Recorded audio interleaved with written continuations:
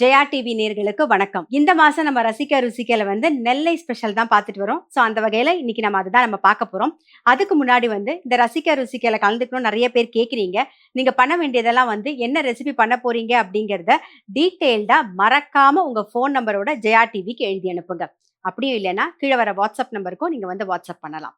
So இன்னைக்கு என்ன special பார்க்க போறோம்னா நெல்லை ஸ்பெஷல் கூட்டாஞ்சோறு எப்படி பண்றதுன்னு பார்க்க போறோம். முதல்ல அதுக்கு தேவையான பொருள் என்னென்னு பார்த்துட்டு வந்துடலாம் வாங்க. கூட்டாஞ்சோறு செய்ய தேவையான பொருட்கள்: காய்கறி கலவை 1 கப், அரிசி 1 கப், துவரம்பருப்பு 1/2 கப், சின்ன வெங்காயம் 10 நம்பர், வரமிளகாய் 6 நம்பர், பச்சை மிளகாய் 2 நம்பர், பூண்டு 5 பல், புளி கரைசல் 1/2 கப், கடுகு 1 டீஸ்பூன், உளுத்தம்பருப்பு 1 டீஸ்பூன், சீரகம் 1 டீஸ்பூன், மிளகு பொடி 1/2 டீஸ்பூன், தாளிப்பு வடகம் 1 டேபிள் ஸ்பூன், கொத்தமல்லி தேவையான அளவு, மஞ்சள் பொடி 1/2 டீஸ்பூன், தேங்காய் துருவல் 1/2 கப், உப்பு தேவையான அளவு, தேங்காய் எண்ணெய் 2 டீஸ்பூன். கூட்டாஞ்சோறு செய்யறதுக்கு தேவையான பொருள் என்னென்னு பார்த்தாச்சு. இப்போ எப்படி பண்றதுன்னு தான் நம்ம பார்க்க போறோம். ஃபர்ஸ்ட் குக்கர்ல தேங்காய் எண்ணெய் விட்டுக்கலாம். இது தேங்காய் எண்ணெயில தான் பண்ணணும். தாளிக்கும் போது நல்லெண்ணெய் சேர்த்துக்கலாம். நாம இதுல வெங்காயம் பச்சை மிளகாயை வதக்கிக்கலாம். சின்ன வெங்காயம் தான் நல்லா இருக்கும். ஸோ சின்ன வெங்காயம் சேர்த்துக்கலாம்.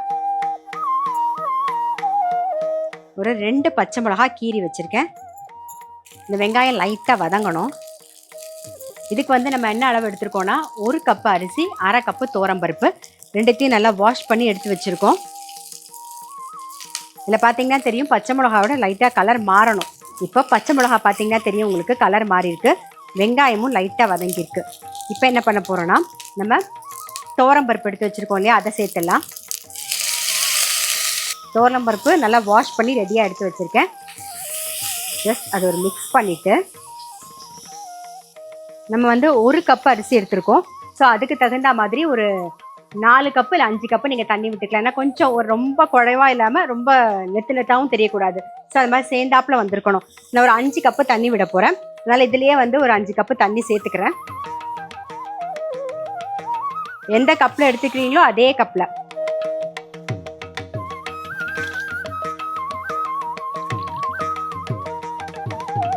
அஞ்சுலேருந்து 6 கப்பு எவ்வளோ வேணாலும் உங்கள் இஷ்டம்.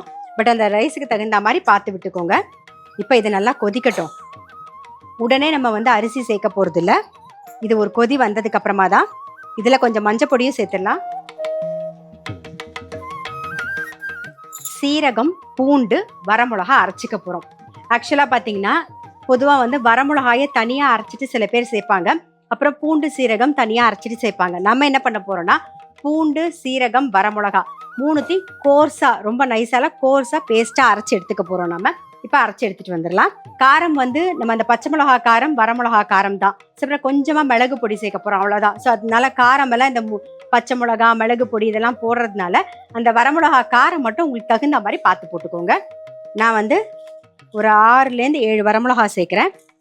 இதுக்கு ஒரே 1 டீஸ்பூன் சீரகம், அப்புறம் பூண்டு ஒரு 5-6 பல்லு பூண்டு. இப்போ இதை அரைச்சி எடுத்துகிட்டு வந்துடலாம். கொஞ்சம் தண்ணி விட்டு பேஸ்ட்டாக தான் அரைச்சிக்க போகிறோம். நம்ம ஃபஸ்ட்டு ஜஸ்ட் ஒரு ஓட்டிடுவோம். அப்புறமா தண்ணி சேர்த்துக்கலாம்.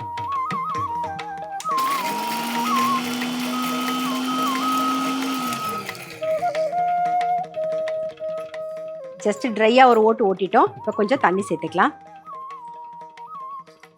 நீங்கள் வெறும் மிளகா மட்டும் அரைக்கிற மாதிரி இருந்ததுன்னா, அம்மி இருந்ததுன்னா அதை அரைச்சி பண்ணும்போது ரொம்பவே டேஸ்ட்டாக இருக்கும்.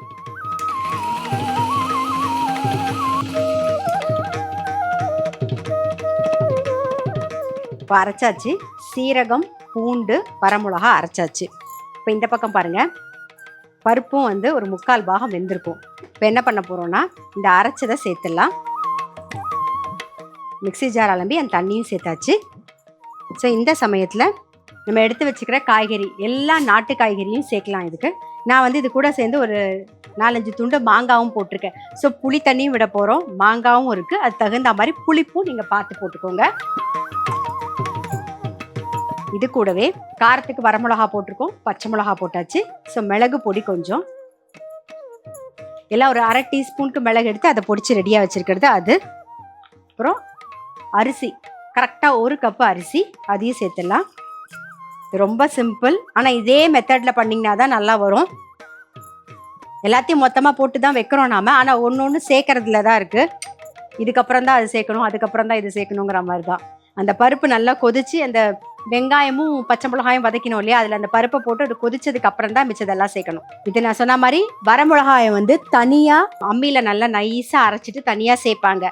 அதே மாதிரி சீரகத்தையும் பூண்டையும் தனியாக அரைச்சிட்டு சேர்ப்பாங்க. பட் நாம் வந்து 3த்தையும் சேர்த்து மொத்தமாக அரைச்சி சேர்த்துருக்கோம். நீங்கள் வந்து அப்படி அரைக்க முடிஞ்சால் அப்படி கூட சேர்க்கலாம். அப்படி இல்லைன்னா நீங்கள் மிக்ஸி ஜாரில் 3த்தையும் ஒன்றா போட்டு அரைச்சும் சேர்க்கலாம். கேட்கலாம், தனித்தனியாக சேர்த்தா என்ன டிஃப்ரென்ஸ் இருக்க போகுது? வரமிளகாய் மட்டும் போட்டு அது தனியாக ஒரு கொதி விட்டு அதுக்கப்புறம் இதையும் சேர்த்து போட்டு ஒரு கொதி விட்டு வரும்போது கண்டிப்பாக வந்து லைட்டாக ஒரு வேரியேஷன் இருக்கத்தான் செய்யும். இப்போ இதுலேயே வந்து தேங்காயெலாம் அரைக்க வேண்டாம். தேங்காயை நம்ம அப்படியே போட்டுடலாம். தேங்காய் துருவலை அப்படியே போட்டுடுறோம். ஸோ இதில் தேவையான உப்பு, அப்புறம் புளி வந்து ஒரு சின்ன லெமன் சைஸில் புளி கரைச்சி வச்சுருக்கேன், அதையும் சேர்த்துட்றேன். தேவையான உப்பு பாருங்கள். இதெல்லாம் சேர்ந்து மீடியம் ஃப்ளேமில் வச்சு நல்லா ஒரு 2-3 விசில் விட்டு ஆஃப் பண்ணிட்டோம்னா அவ்வளோதான். அப்புறம் தாளித்து கொட்டுறது மட்டும்தான். ரொம்ப சிம்பிள், ஆனால் நல்லா டேஸ்ட்டாக இருக்கும். இதெல்லாம் வந்து நீங்கள் பார்த்தீங்கன்னா திருநெல்வேலியில் ரொம்ப ரொம்ப ஸ்பெஷல். யாராவது வந்தால் கூட டக்குன்னு பண்ணி கொடுக்கணும்னு நினச்சாங்கன்னா சொதி எப்படி பண்ணுறாங்களோ அதே மாதிரி இந்த கூட்டாஞ்சோறும் டக்குன்னு பண்ணிவிடுவாங்க. ஏன்னா இருக்கிற காய்கறியை போட்டு உடனே பண்ண வேண்டியது தானே, அதனால ரொம்ப சிம்பிளாக இருக்கும். ஸோ இதை அப்படியே மூடிடுவோம். கொஞ்சம் கொத்தமல்லியும் சேர்த்துக்கலாம். அப்படியே மூடிடுவோம். நல்லா ஒரு 2-3 விசில் மீடியம் ஃப்ளேமில் வச்சுருக்கோம். ஒரு 2-3 விசில் வந்ததுக்கப்புறமா நம்ம பார்க்கலாம். நம்ம மீடியம் ஃப்ளேமில் ஒரு 5-6 விசில் விட்டு ப்ரெஷரும் அடங்கியாச்சு. திறந்து பார்த்தலாம். பாருங்க, நான் சொன்ன மாதிரி நல்லா வெந்திருக்கா. இப்போ என்ன பண்ண போகிறோன்னா நல்லெண்ணெய் விட்டுக்கலாம். இதுக்கு வந்து நம்ம தாளிப்பு வடகம் தான் தாளிக்க போகிறோம். ஸோ இப்போ எண்ணெய் காஞ்சிருது. நம்ம வந்து கடுகு, உளுத்தம்பருப்பு, வடகம் சேர்த்துலாம்.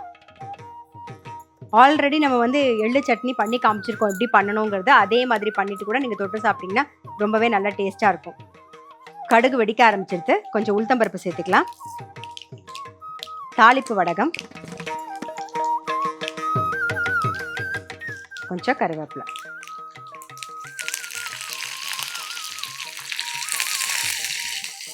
இப்போ இதை அப்படியே சாதத்தில் சேர்த்துடலாம்.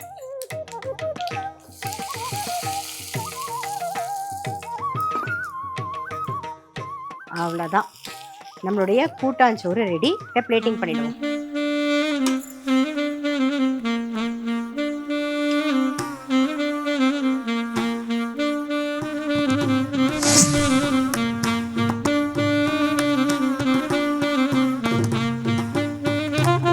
கூட்டாஞ்சோறு செய்முறை. ஃபர்ஸ்ட் வந்து குக்கர்ல தேங்காய் எண்ணெய் விட்டுட்டு சின்ன வெங்காயம், பச்சை மிளகாயை நல்லா வதக்கிக்கணும். அது வதங்கினதுக்கு அப்புறமா பருப்பையும் சேர்த்துட்டு லைட்டாக ஒரு பெரட்டிட்டு கொஞ்சம் தண்ணி விட்டு மஞ்சப்பொடி போட்டு கொதிக்க விடுங்க. அது நல்லா கொதிச்சுட்டு இருக்கும்.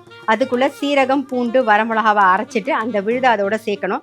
சேர்த்து ஒரு மிக்ஸ் பண்ணதுக்கு அப்புறமா காய்கறி, மிளகு பொடி, அரிசி, அப்புறம் தேங்காய் துருவல், புளி, உப்பும் கொஞ்சம் கொத்தமல்லியும் போட்டுட்டு நல்லா மிக்ஸ் பண்ணிட்டு குக்கரை மூடி வச்சிருங்க. ஒரு மீடியம் ஃப்ளேம்ல வந்ததுக்கு அப்புறமா ப்ரெஷர் அடங்கினதுக்கு அப்புறம் திறந்து பாருங்க. அதுக்கப்புறமா வந்து நல்லெண்ணெய் விட்டு நல்லா கடுகு, உளுத்தம்பருப்பு, தாளிப்பு வடகம், கொஞ்சம் கருவேப்பிலையும் சேர்த்து தாளிச்சு அதில் கொட்டிட்டு மிக்ஸ் பண்ணி இறக்கிட்டீங்கன்னா நம்மளுடைய கூட்டாஞ்சோறு ரெடி.